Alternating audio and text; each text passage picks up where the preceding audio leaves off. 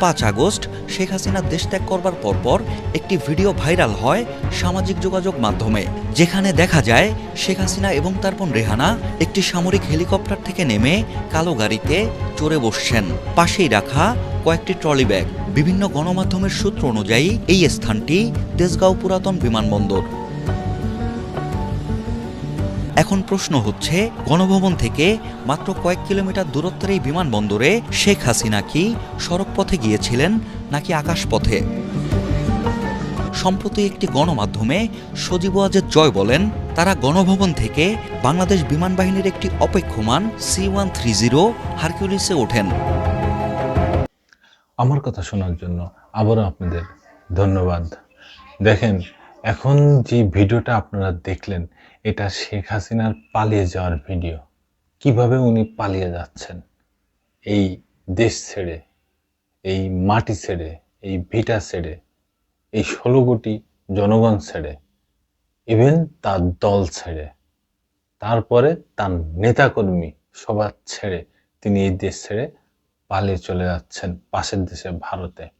2024 সালের 5 আগস্ট এই ভিডিওটা করা হয়েছে, যেদিন উনি পালিয়ে চলে যাচ্ছেন। টানা 15 বছর উনি ক্ষমতায় ছিলেন। ক্ষমতায় থাকাকালীন উনি এই দেশের মালিক হয়ে গেছিলেন, আর এই দেশের যে 16 কোটি জনগণ, তারা হয়ে গেছে এই দেশের প্রজা। অথচ বাংলাদেশ সংবিধান বলে, সংবিধান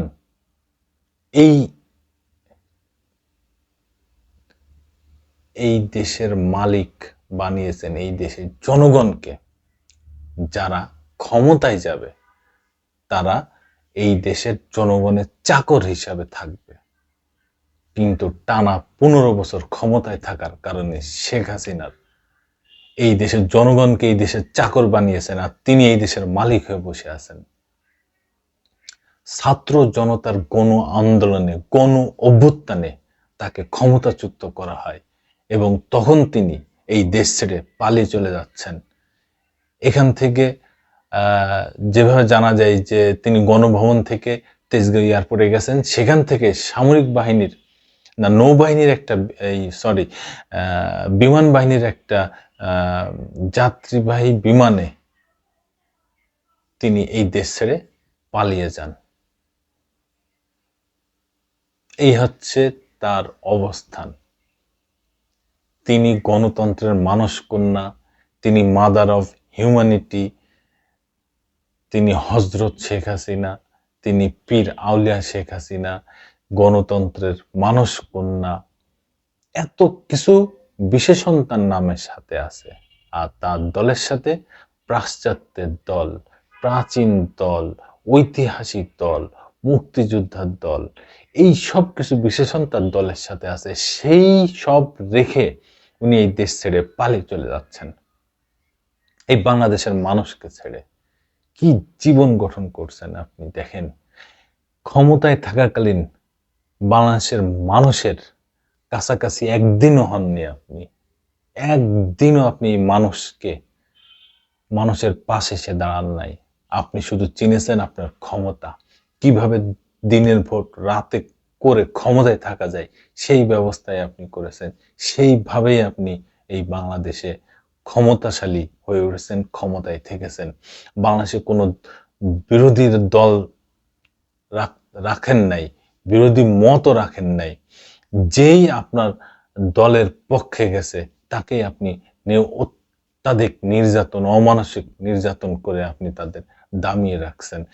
কত হাজার হাজার লাখ লাখ মানুষকে আপনি জেলখানে ভরে রাখছেন, নিরাপদ মানুষকে।